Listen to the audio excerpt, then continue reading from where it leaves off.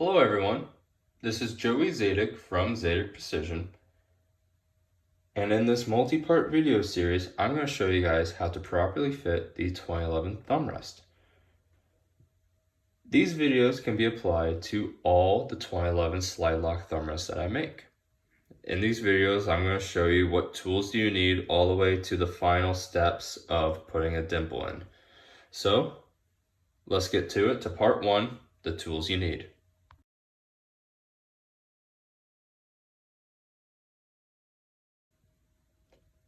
Hello everyone, it's Joey Zadik from Zadik Precision and welcome to part 1, the tools you're going to need. Let's start with the files. This is the brand I use and they're a number 6 cut. A number 6 cut is an extremely smooth file that just takes off a little bit of material each pass, which is perfect for what we want. You can get this set off of MSC Direct, McMasterCard, or Amazon. I chose Amazon because it was the cheapest price that I could find. You can also buy the files individually. Inside the set, you get 12 files, all different shapes and styles. But all we're going to need for this is a square flat file. You're also going to need to pick up a drill to put a dimple in the back of the Thumbrest. You're going to need a number 43 drill, 135-degree tip. It has to be cobalt, and it has to be the aircraft extension. Now, the reason why it has to be cobalt over high-speed steel is because cobalt is just a more superior drill material compared to high-speed steel. It's stronger, it's more forgiving on the user, and it'll less likely wear out on you. And the reason why we use the aircraft extension compared to a taper length drill is a taper length drill has a longer length of flutes and just a little bit longer of a shank. With the longer flutes, it's most likely to flex on you while you're applying pressure. With this, as you can see, we have a short amount of length of flutes, so it's going to be a lot more rigid. The aircraft extension is needed, so that way you can attach a hand drill or a Dremel and have plenty of room to apply pressure without hitting the back of the frame.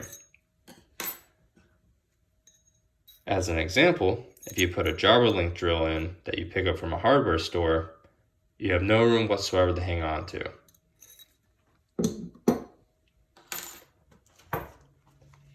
I suggest the 135-degree tip because it is more easy for the user and it is self-centering.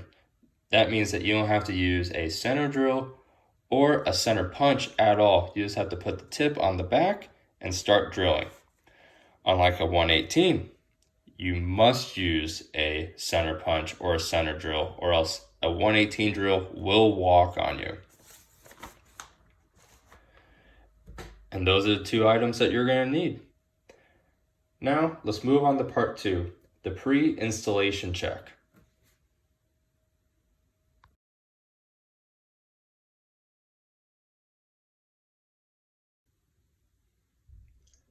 Hello everyone, I'm Joey Zadik from Zadik Precision and welcome to part 2, the pre-installation check. This process helps you save time and frustration by finding the area or feature that needs to be fitted. First step is to disassemble your gun as if you're going to clean it. Your lower can stay assembled as shown. Take your 2011 slide lock Thumbrest and go ahead and put the pin into the barrel link. What this is going to do allows you to see that your barrel link isn't undersized. Go ahead and match these 2 radiuses up, and as you can see, they match extremely well, which means that your lockup should be perfect.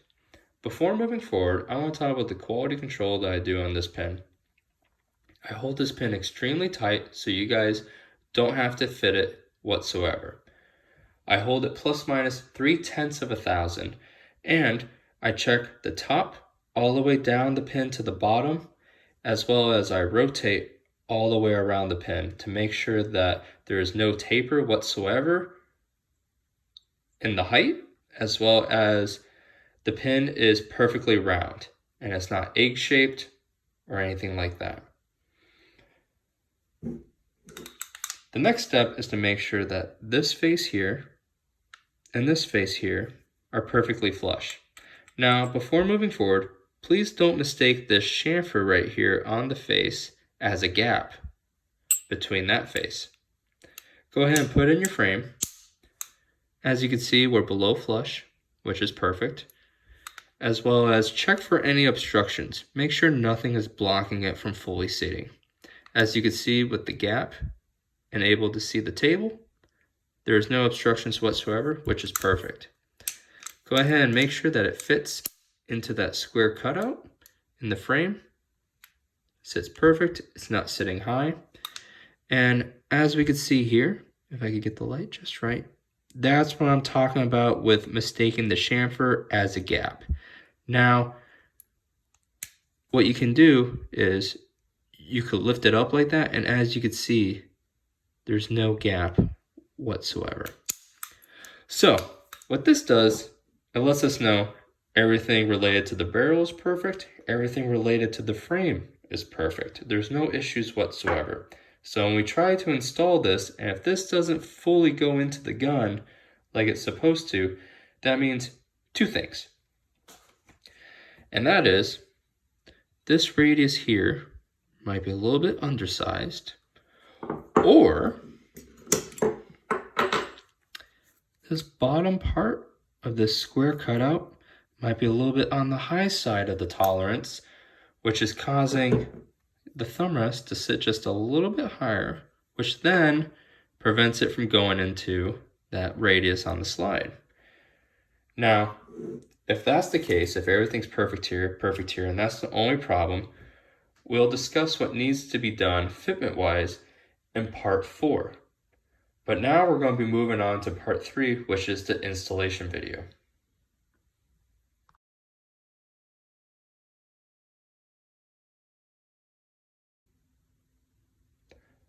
Hello everyone, I'm Joey Zadik from Zadik Precision, and welcome to part 3, installation.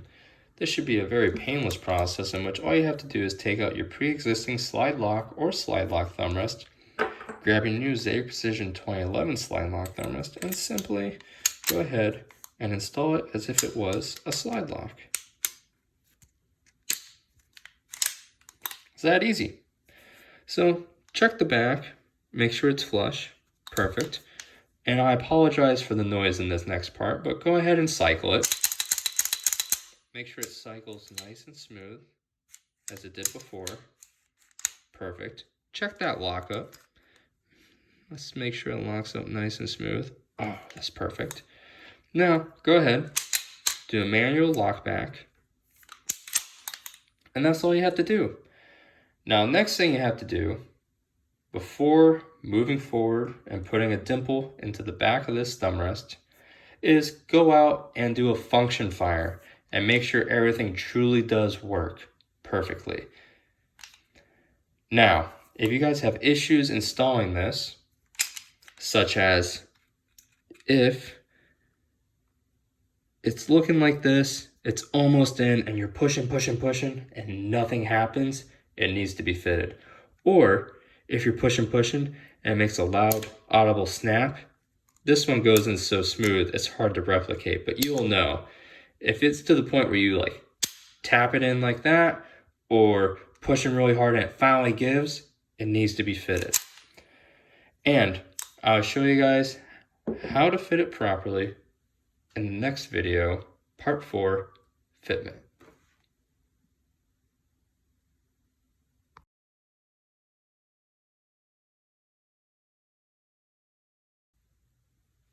Hello everyone, I'm Joey Zadik from Zadik Precision, and welcome to part 4, fitment.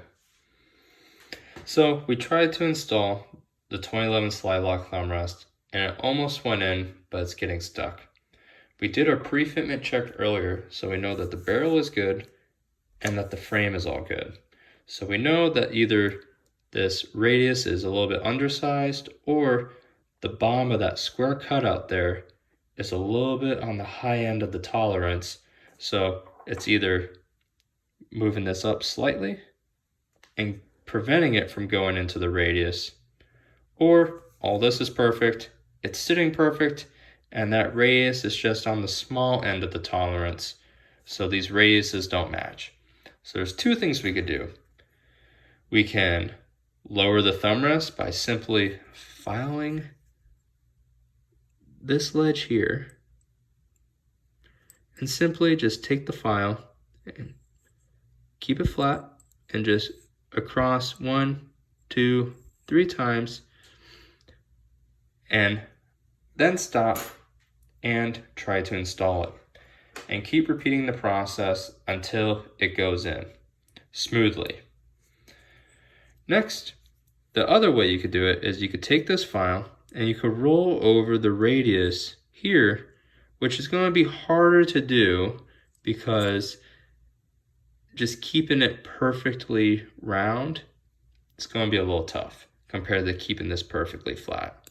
So that's why I recommend doing the flat, because it'll lower everything and allow it to seat perfectly.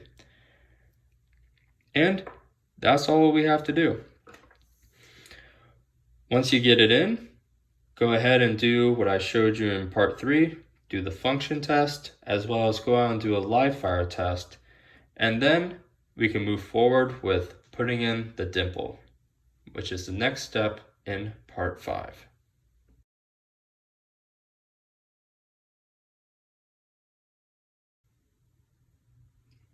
Hello everyone, I'm Joey Zadik from Zadik Precision, and welcome to part 5, dimpling your thumb rest. Before moving forward, if you did not properly fit your thumb rest, do a function test, and do a live fire test, then do not proceed to put a dimple in your thumb rest till you complete those 3 tasks. You must do those 3 tasks before putting in a dimple, or else you can cause the thumb rest to permanently be in a position to function incorrectly. So let's talk about why we need to do this. So, with a normal slide lock, the slide lock plunger here applies enough friction, pressure, and force to prevent it to activate while firing until the magazine follower pushes it up to cause the slide to stay locked back. Same thing applies with the 2011 slide lock thumb rest. Except if the shooter applies a lot of force or pressure on the thumb rest, they could cause it to move up and either cause feeding malfunctions or to cause the slide to lock back.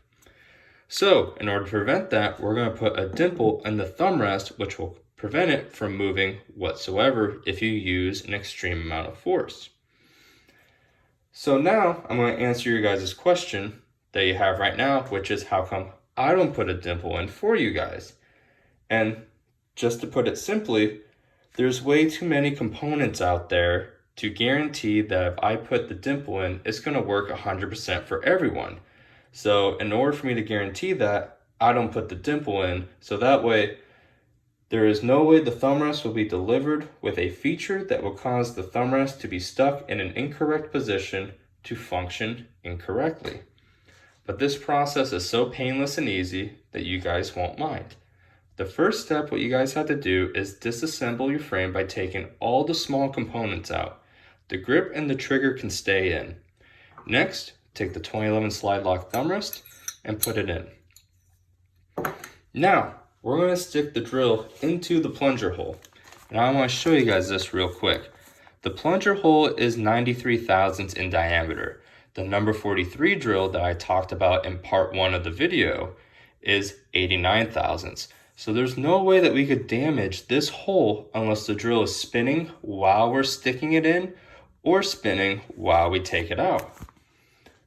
So, with the thumb rest in, you're going to push down and into the frame with your thumb to keep it in a position that it needs to stay in. Put in the number 43 drill like so. Do not have it on, just like I said. As you can see, the cutting edge of the drill is outside and against the thumb rest, which is perfect because that means that we can't damage the hole right now. So, keep the pressure on your thumb, press against the thumb rest, and proceed to turn on the drill and start drilling.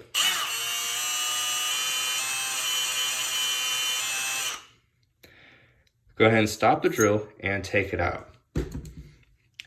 And as you can see, we put in a nice dimple. Now, I didn't put oil on the drill just to make sure that everything during the video doesn't get messy. But you guys need to put oil on the tip of the drill or the face of the thumb rest before drilling just to help with the drilling process and to keep your drill bit cool and lubricated. Now, to determine the depth of the dimple is all based on personal preference. If you go too shallow, you can still activate it if you put extreme amount of pressure. If you go way too deep, it's going to be hard for you to activate manually to lock the slide back, as well as it's going to be hard for you to take the slide lock thumb rest out when you want to disassemble for cleaning.